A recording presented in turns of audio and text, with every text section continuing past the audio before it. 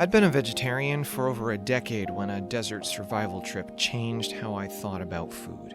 This episode explores the hidden costs behind everything we eat and asks, if we must kill to live, how should we live in return? Welcome to I Heart This, my friends. I'm Ben Lord. Let's talk about what we love. By the time we killed the sheep, I hadn't eaten for 3 days. I was on a multi-week survival trip with the Boulder Outdoor Survival School, and that's how long it took us to walk to the isolated campsite in the Utah desert.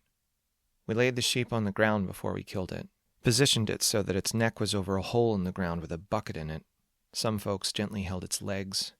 I held its back and gently stroked the shaggy wool just over its ribs. The sheep was surprisingly calm, lay still like it was used to this kind of thing. The guy who had drawn the short straw placed the tip of his knife right by the carotid artery, and our guide told him to do the best he could not to hesitate, to just press down and cut out in one sure stroke. Everyone was quiet. Its last breaths were a kind of twitching spasm. I could feel the gurgling death rattle through my hands. So much blood sloshed into the bucket. I felt like it was over in an instant, and it also felt like it took forever for that sheep to die. I could hear my own rapid heartbeat in my ears, and I remember wondering if I had drawn the short straw, would I have been able to make one sure stroke? Would I have botched it by not being certain enough? And as I wiped tears from my cheeks, I remember feeling relieved that I wouldn't have to find out. So quickly, that bright-eyed animal stopped feeling like a someone and started feeling like a something, like food. We hung it from a tree, pulled off its skin like it was a tight-fitting jacket, and cut all the muscles and organs into pieces. That one sheep would feed us for days, but the organs wouldn't keep, so we ate them right away. The heart, the lungs, the liver, the testes. I expected to be squeamish, but after 3 days of hunger, every bite tasted like life.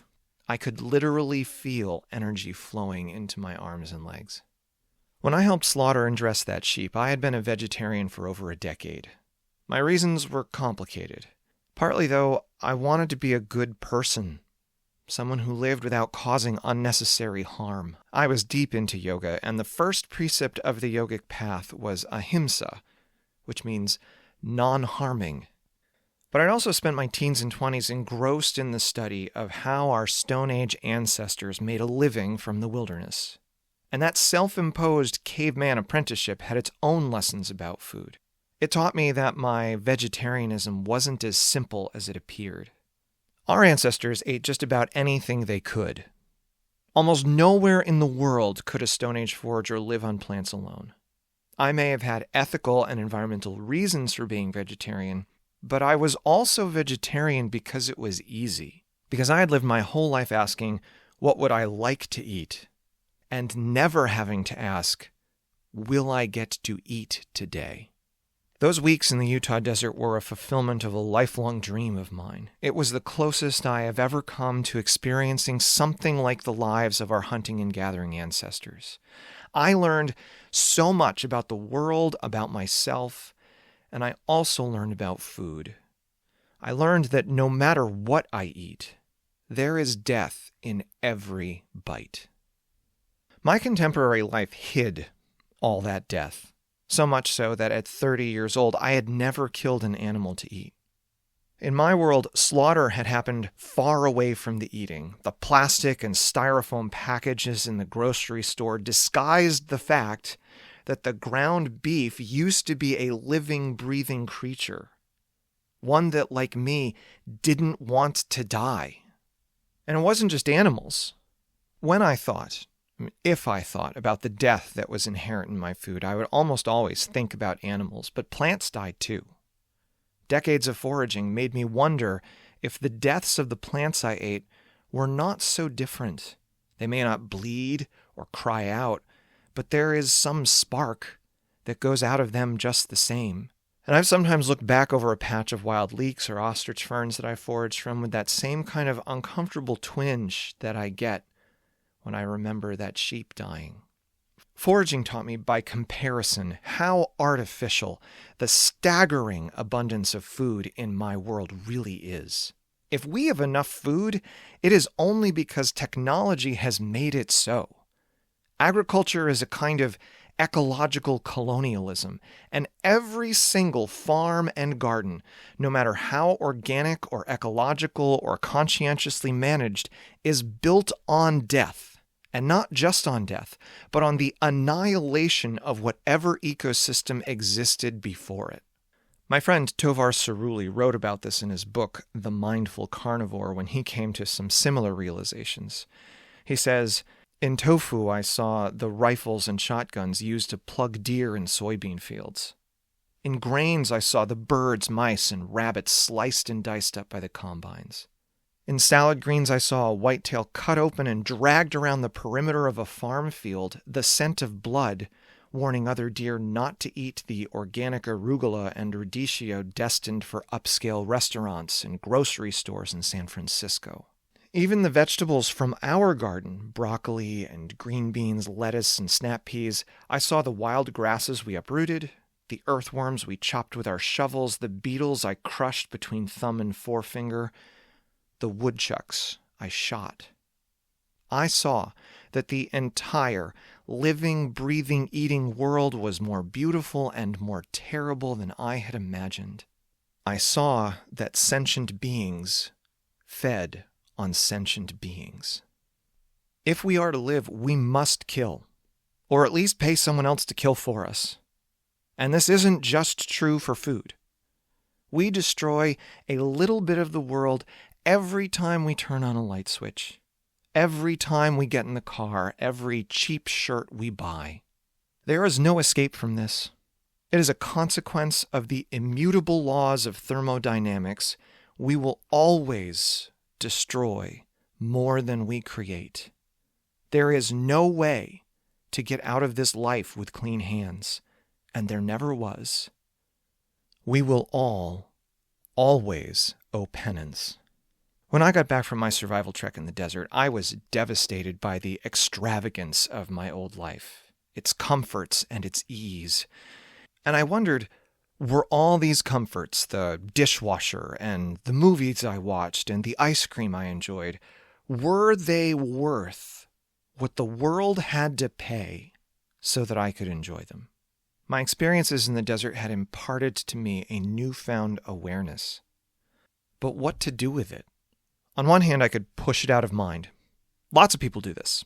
I've heard people say, "Oh, don't tell me. Don't tell me about the factory farms. Don't tell me about the sweatshops that made my discount clothes. I don't want to feel guilty." When I got back from Utah, hearing things like this made me so angry. What unforgivable entitlement. But since then, I have learned a little more compassion. I mean, facing the suffering of the world is hard. And knowing your role in it is a heavy load to bear. On the other hand is a kind of radical asceticism, like the Jains who sweep the path before them lest they break vows of nonviolence by crushing an insect underfoot. I once met a man who tried to live only on fruits and nuts, the parts of plants that evolved to be eaten. He was gaunt and sallow. Even on a warm spring afternoon in Virginia, he huddled in his jacket. Denial or self-denial? I'm not comfortable with either. I'm stuck with this muddy and imperfect compromise that I make up as I go. When I came back from the desert, I was often painfully mindful of the mortal costs of everything I ate. But I also began to eat meat again. Not a lot, and I chose it carefully. But I did. I think I saw that there were no simple rules about determining who lives and dies. If every bite I took caused harm, I aspired to eat gently, but also with gusto, with joy, with delight. I went to the desert to face all that head on, to not look away at the beauty or the ugliness, to see the consequences of my actions as clearly as I could, to feel the responsibility of what I owe the world. Not every meal needs to be somber and reverential, but at every meal I want to remember that food is sacred, consecrated by some creature's sacrifice. Gratitude is the end and the beginning.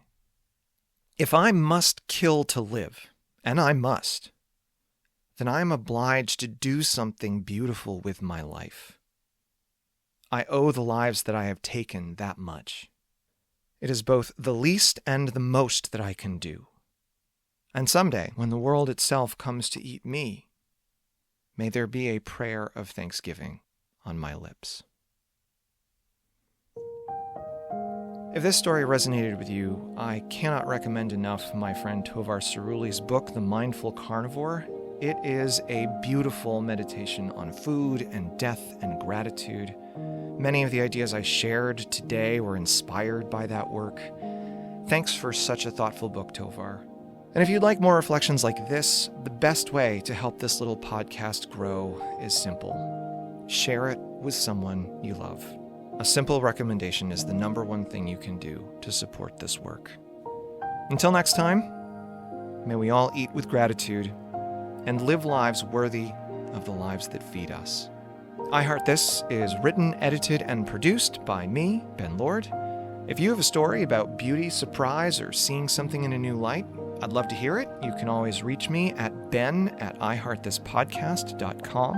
Our logo was designed by Brian E. Morrow Cribbs. Our website is iheartthispodcast.com.